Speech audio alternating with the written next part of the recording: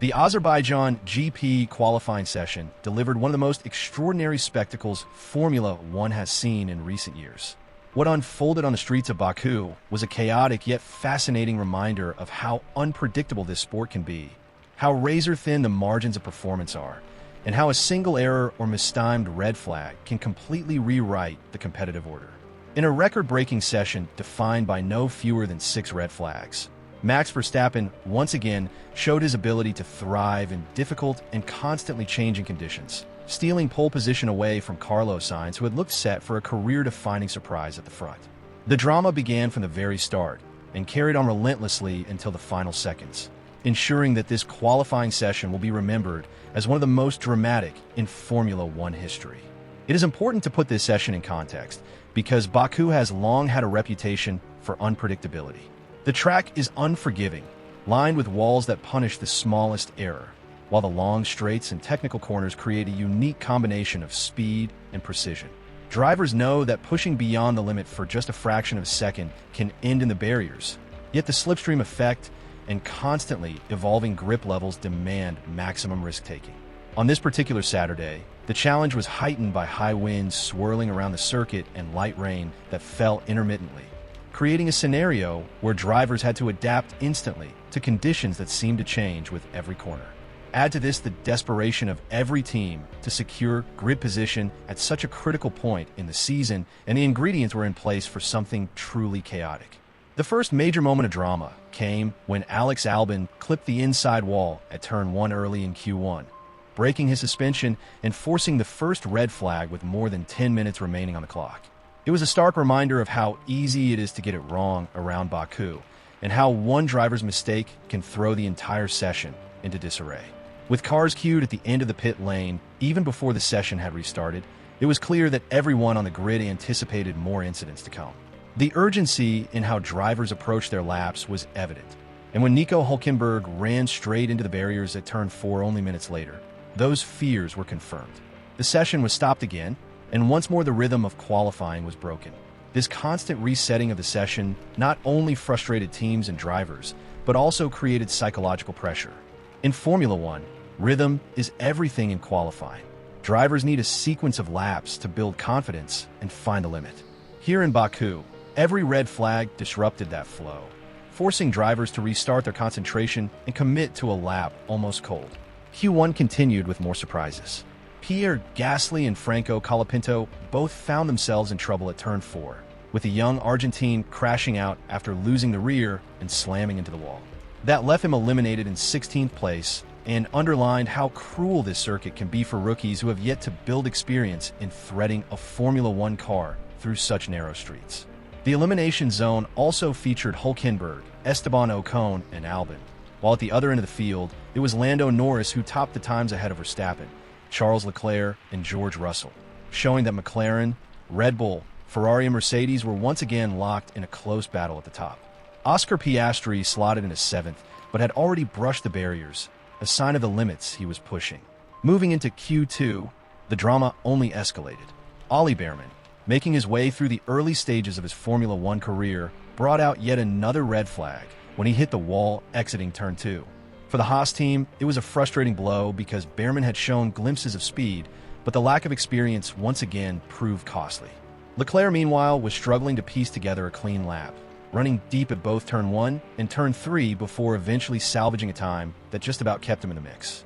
Norris initially went fastest on the soft tire with an impressive lap, but Verstappen soon returned fire with a stunning effort on the medium compound, demonstrating both pace and confidence. The big shock in Q2 was the elimination of Lewis Hamilton, who after a scrappy lap could do no better than 12th place. Considering Hamilton's strong practice pace, this was a major disappointment and another chapter in what has been a season of highs and lows for the 7-time world champion at Ferrari. Alongside him in elimination were Fernando Alonso, who could not find a pace in the Aston Martin, Gabriel Bortolito for Sauber, Lance Stroll in the other Aston, and Bearman, whose crash ended his session early. That set up Q3 with more tension than ever. 8 cars headed out immediately, some on mediums and some on softs, while Verstappen and Yuki Tsunoda initially waited in the garage. As the laps built, it was Sainz who set the early pace, briefly putting Ferrari at the top of the order. Lawson impressed with his speed, and Hadjar also looked competitive, But then, just as laps were being completed, Leclerc clipped the wall at turn 15, bringing out the fifth red flag of the day. Once again, the session was halted.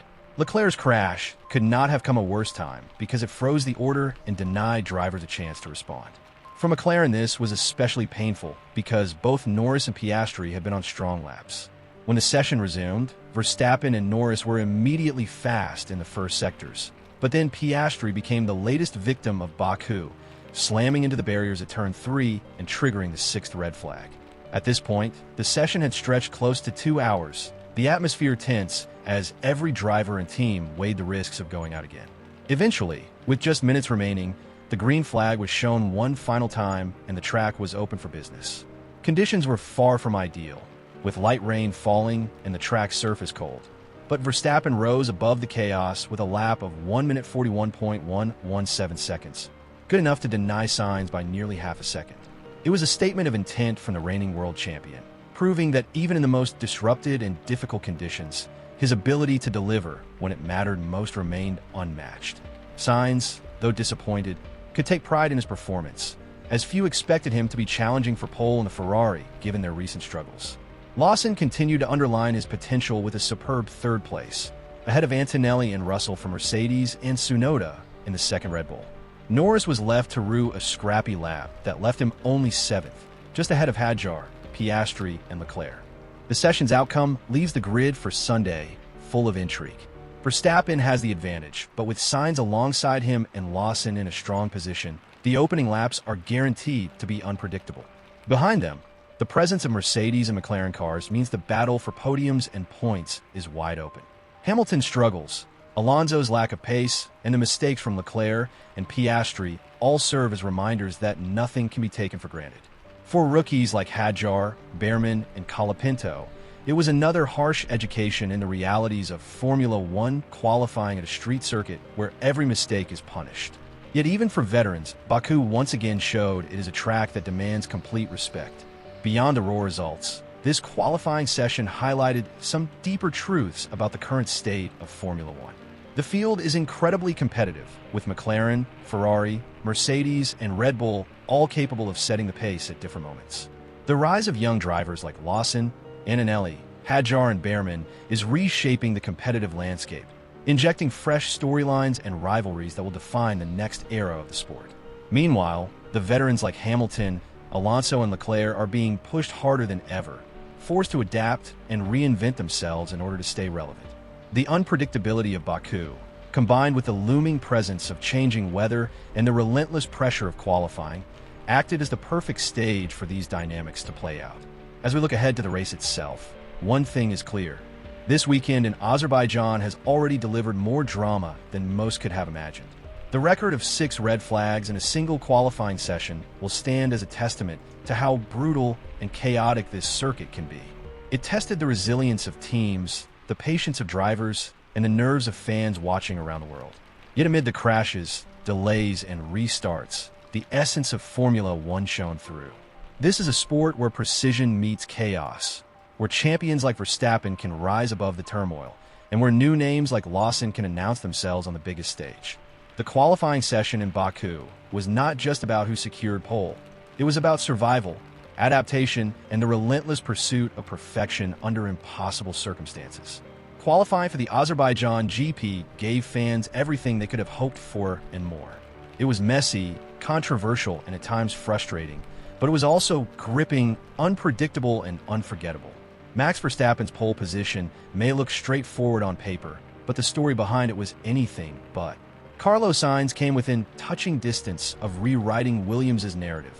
Oscar Piastri's crash was a reminder of the unforgiving nature of street circuits, and the record number of red flags made it a session that will be remembered for years to come.